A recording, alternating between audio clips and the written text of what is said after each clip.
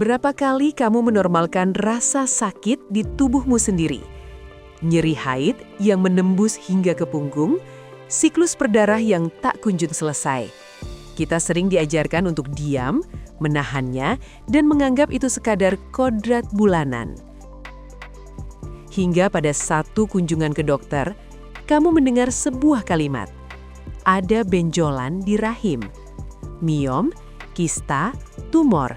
Istilah-istilah medis mulai berputar di kepala. Ketakutan pun mengambil alih. Apakah saya masih bisa hamil? Apakah ini kanker? Apakah rahim saya harus diangkat? Tarik nafas. Mari kita letakkan kepanikan ini dan mulai membedah faktanya. Miom bukanlah vonis akhir. Ini adalah tumor jinak yang berasal dari sel otot rahimmu sendiri. Ini berbeda dengan kista. Ini jarang sekali menjadi ganas. Dan yang paling penting, miom tidak selalu berarti ujung dari perjalanan rahimmu. Di episode kali ini, kita akan membongkar mitos dan fakta medisnya. Mengapa posisi benjolan lebih menentukan daripada ukurannya, dan opsi apa saja yang kamu miliki selain meja operasi. Tonton sampai habis, karena keputusan terbaik untuk masa depan tubuhmu dimulai dari informasi yang benar. Bersiaplah. Selamat datang di Women's Room.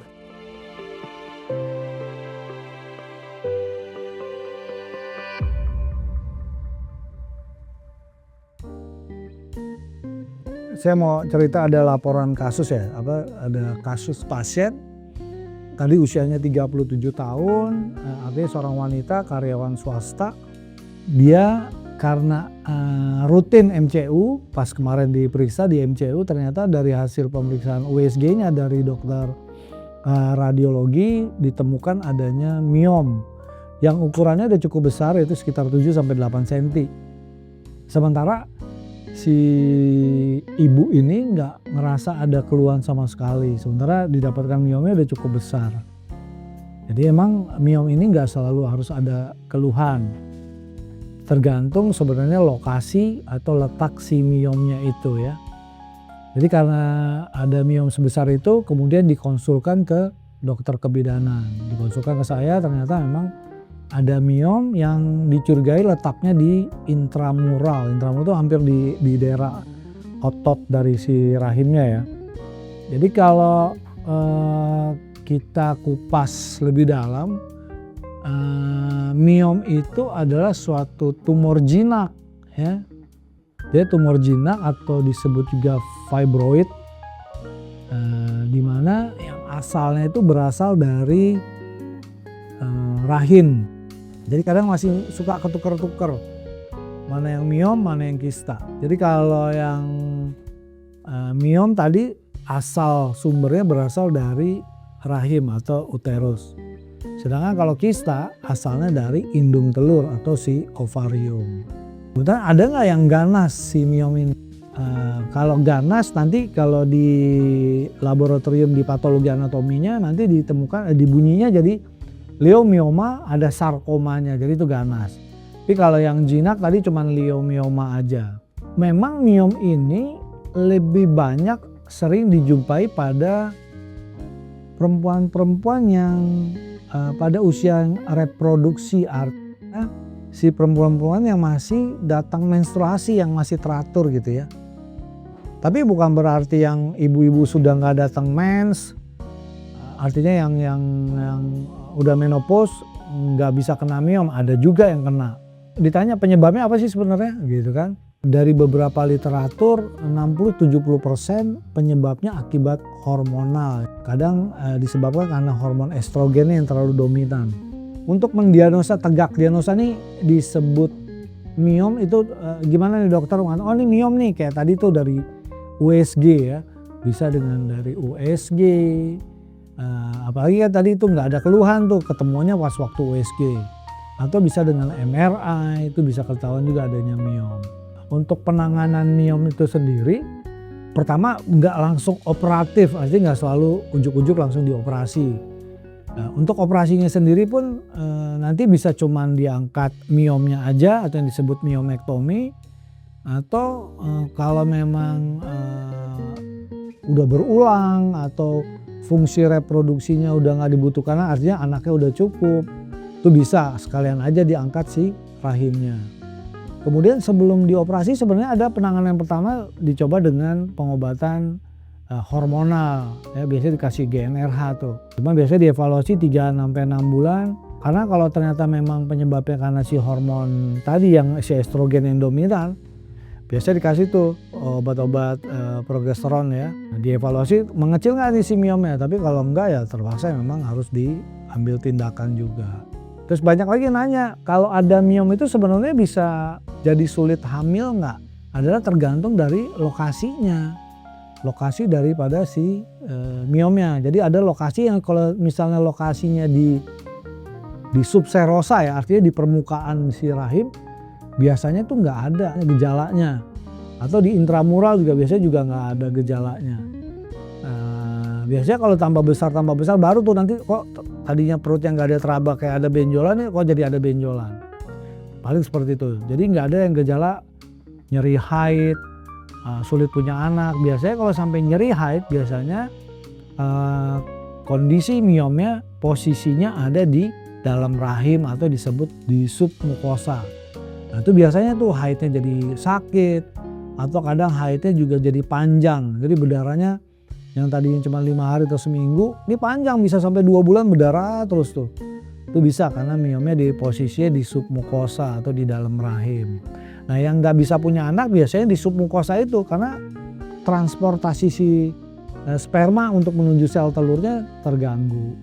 Tapi kalau letaknya tadi di subserosa atau di intramural biasanya masih bisa hamil. Maka banyak juga tuh kadang ditemukan hamil ibunya ternyata ada miom. Nah, biasanya tuh juga subur juga tuh waktu hamil. Jadi bayinya tumbuh, si miomnya ikut tumbuh. Yang banyak juga harus diperhatikan di sini kalau misalnya tindakannya adalah miomnya diangkat nih, sementara rahimnya tetap dipertahankan. Nah, pertanyaannya bisa nggak si miomnya tumbuh lagi? Jadi selama masih ada rahim, ya miomnya bisa tumbuh lagi. Terus juga ada teknologi yang baru nih, jadi nggak dioperasi tuh dengan high intensity focus ultrasound. Tapi masih jarang tuh, jadi alatnya kayak di radiologi gitu, tiduran terus ada alat khususnya tuh di HIFU. Itu dengan high intensity focus ultrasound gitu kayak dipanasin gitu tuh. Biasanya dievaluasi tambah mengecil nggak nanti miom. Biasanya pada kasus-kasus yang pada ibu yang masih butuh benar, masih pengen punya anak gitu ya. Artinya fungsi reproduksi masih dibutuhkan.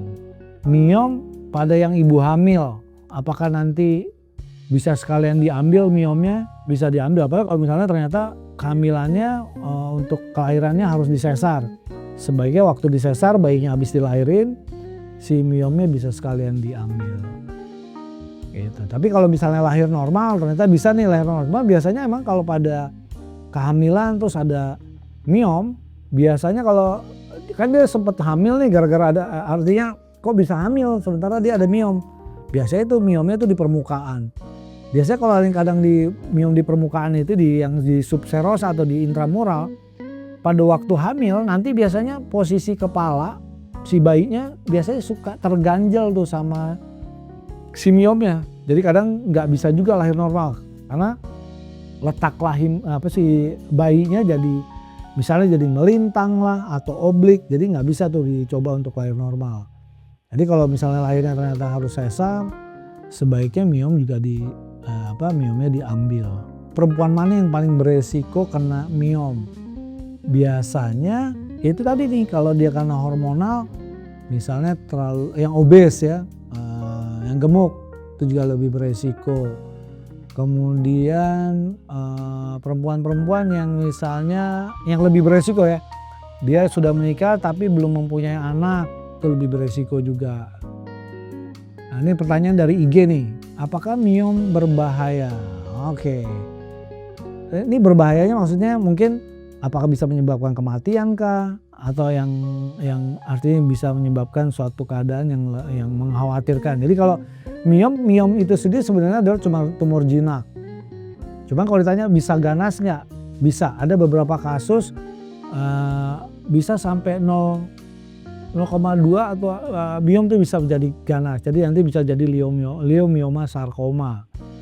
Jadi kalau saya tambahin lagi pertanyaannya, apakah lebih berbahaya mana nih, miom sama kista misalnya? Sebenarnya kalau lebih berbahayanya, kalau dari presentasinya si kista lebih banyak menyebabkan lebih banyak menjadi kanker ketimbang miom. Biasanya miom bisa timbul apa karena genetik? Bisa karena genetik. Jadi artinya kalau misalnya dari garis keturunan dari lurus dari mama nih, Marisa misalnya, itu bisa tuh genetiknya bisa 20% ternyata beresiko nanti kena miom juga. Bedanya miom dengan adenomiosis. Beda. Kalau adenomiosis itu endometriosis, di mana jaringan yang tumbuh di luar, bukan tempatnya ya. Jadi kalau adenomiosis itu biasanya tumbuhnya dia di rahim juga, cuman lebih masuk ke dalam otot si rahimnya. Itu biasanya khas banget tuh, haidnya sakit, sulit punya keturunan. Terus operasinya bukan di miomektomi namanya, di adenomektomi, atau kalau yang ininya juga emang harus angkat rahim. Kalau saya tidak mau angkat rahim, apakah ada pilihan operasi lain yang hanya mengambil benjolannya saja? Ada, itu tadi dibilang miomektomi ya, jadi hanya cuman si miomnya aja. Jadi rahimnya tetap dipertahankan. Biasanya dokter menganjurkan seperti itu tuh kalau misalnya usianya masih muda, masih produktif, misalnya usianya baru 37 tahun, apalagi anak misalnya baru 1 misalnya. Biasanya rahimnya tetap dipertahankan. Jadi ada namanya di miomektomi, artinya cuman si miomnya aja yang diambil. Ada juga lagi misalnya gini, misalnya miomnya itu gangguan perdarahan, terus nyeri haid. Biasanya kalau misalnya fungsi reproduksi dia tetap nggak mau punya anak juga, tapi rahimnya tetap mau dipertahankan, tapi ada miom. Biasanya bisa tuh kita lakukan pemberian pemasangan IUD, tapi IUD bukan IUD yang biasa ya, atau spiral ya. Itu IUD yang isinya ada hormonalnya, bisa tuh dipakai itu. Jadi artinya tetap rahimnya dipertahankan. Trimester pertama 4 minggu diresepin nifedipin, oke. 3 kali sehari ditambah nosprinol, aman nggak dok? Wajar nggak 4 minggu belum kelihatan? Oh saya hipertensi dini sebelum positif. Oke, jadi memang obat anti hipertensi pada ibu kehamilan, pada ibu yang hamil, yang paling direkomendasi itu golongan nifedipin ini. Dosisnya langsung 3 kali ya. Memang kan dokternya yang lebih paham nih ya. Sebenarnya sih aman aja. Cuman tensinya berapa nih biasanya? Mungkin biar lebih jelas coba disebutin tensinya. Aman sih. Memang obat anti hipertensi dengan nifedipin itu pada ibu hamil memang itu yang direkomendasikan. Dan ini anak hamil pertama ya. Oke, jadi hati-hati kalau memang ternyata memang ada hipertensi. Jangan sampai, karena kalau udah ada hipertensi sebelumnya resiko terjadinya preeklamsi akan lebih tinggi. Waduh, kalau sampai preeklamsi itu paling mengerikan. Jadi kalau bisa benar-benar ANC atau kontrol kehamilannya yang teratur. Oh, setelah operasi pengangkatan miom, apakah benjolan ini bisa tumbuh lagi di kemudian hari? Bisa.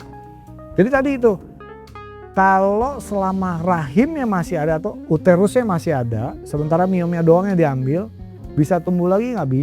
Bisa tumbuh. Tapi nggak selalu sih. Dok izin tanya, jadi ada teman usianya 28 tahun, ketahuan ada miom waktu operasi usus buntu. Tapi pasiennya diinfoin ada miom setelah selesai operasi usus buntu kali ya maksudnya ya. Sekarang mau cek kalau dioperasi lagi tapi setiap haid sakit banget. Iya, sebaiknya memang harus ke dokter dulu, dikonsulin, dipastiin lagi.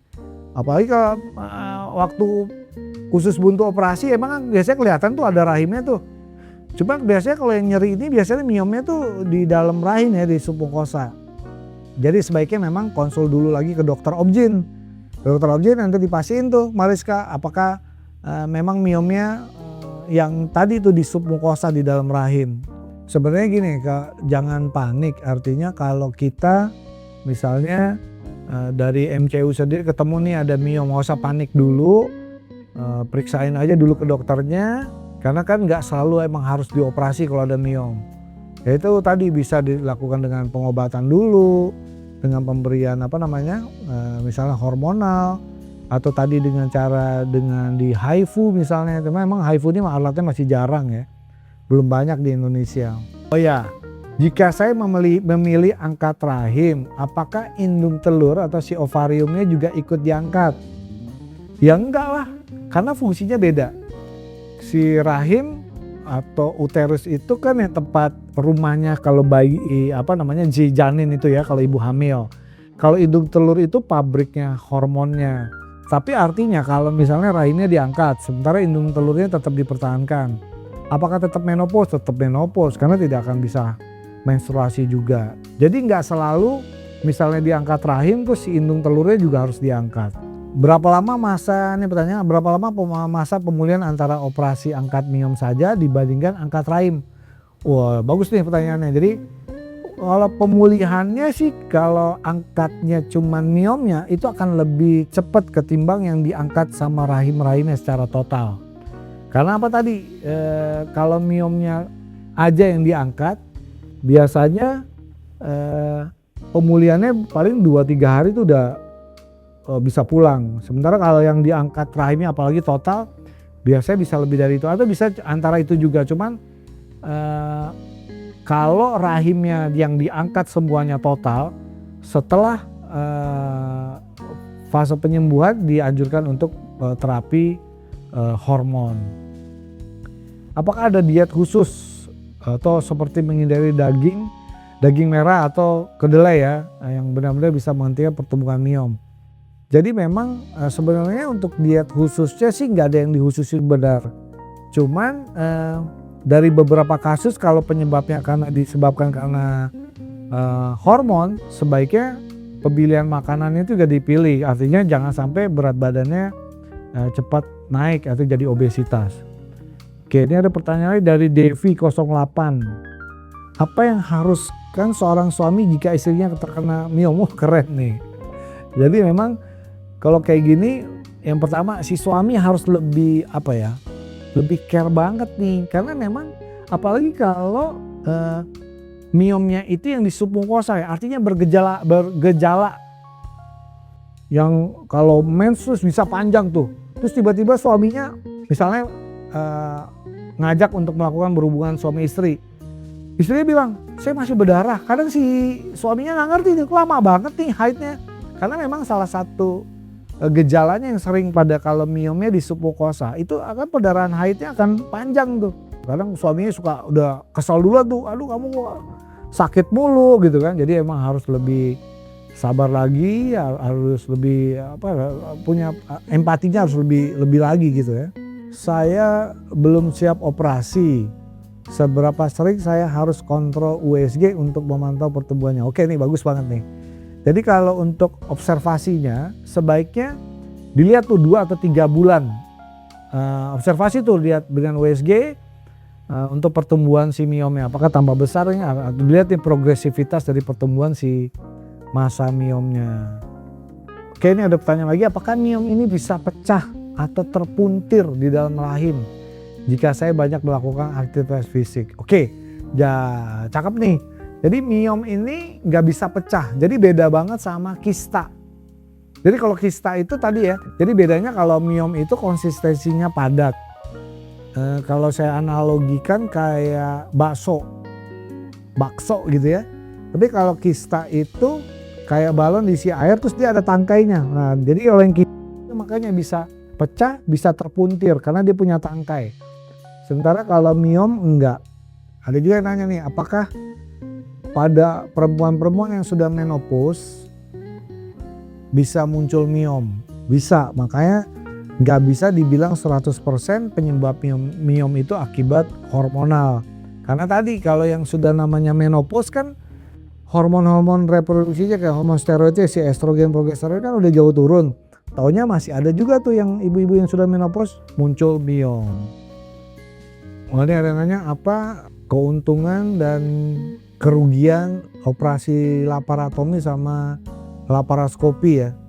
Jadi kalau keuntungannya yang laparotomi dulu deh. Kalau yang laparotomi keuntungannya satu, karena luka operasinya kan waktu dibuka pasti lapangan operasinya jauh lebih besar. Jadi lapang pandang dokternya jauh lebih leluasa. Kemudian keuntungannya lagi pasti biayanya jauh lebih murah ketimbang yang laparoskopi. Kalau yang laparoskopi lapang pandangannya kan karena kan cuman dilobangin kecil tuh masuk kamera terus jadi lapang pandangnya nggak terlalu luasa. Kemudian kerugiannya lagi apa, biayanya pasti lebih mahal karena pakai alat ya, alat laparoskopi. Keuntungannya kalau yang laparoskopi apa? Luka operasinya tuh kecil-kecil, jadi akhirnya secara estetik jauh lebih baik gitu ya. Dari Kucek ya, katanya kalau udah menopause miom bisa mengecil dok. Oke, bagus nih. Jadi memang kalau tadi nih kalau penyebabnya ternyata yang masuk nih yang 70% karena hormonal. Biasanya karena udah masuk fase di menopause, karena hormon estrogen progesteron yang mulai turun, biasanya memang miomnya bisa mengecil. Tapi kalau tadi tuh kan nggak semua miom penyebabnya karena tadi tuh hormonal tadi. Kalau bukan hormonal biasanya dengan dia masuk fase menopause, biasanya miomnya juga nggak mengecil. Jika rahimnya diangkat, apakah saya masih akan mengalami siklus menstruasi setiap bulan? Ya enggak. Itu yang namanya dibilang menopause dini. Artinya dipaksa menopause karena gimana mau datang haid lagi orang. Darah haid itu kan keluar dari jaringan endometrium ya, dari dalam rahim itu. Sementara rahimnya udah diangkat. Meskipun misalnya kedua ovariumnya udah masih ada, artinya nggak diangkat.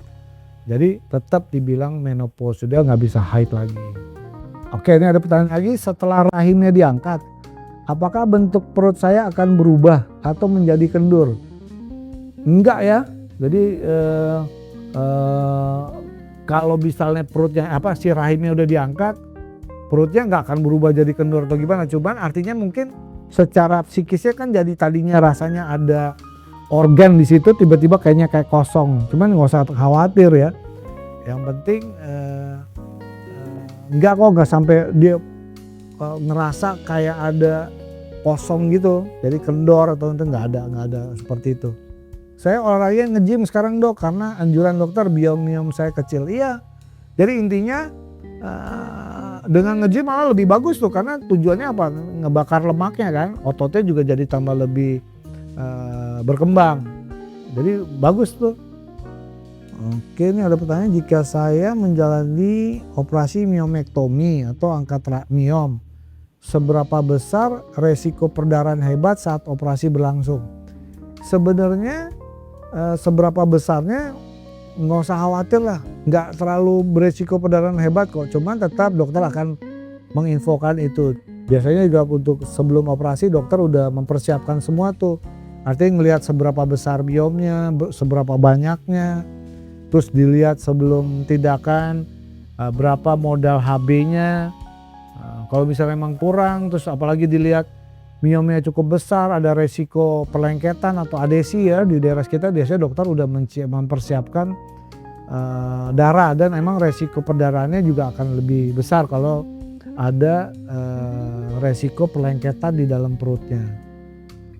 Oke, apakah ada terapi hormon alternatif seperti suntik atau obat minum yang bisa menunda operasi hingga saya bisa secara mental? Ada kok, obatnya bisa, dan tadi tuh bisa dengan obat minum, yang suntik juga ada, yang tadi tuh dengan spiral atau spiral yang ada hormonal juga ada. Jadi ada kok pilihan lain selain di operasi.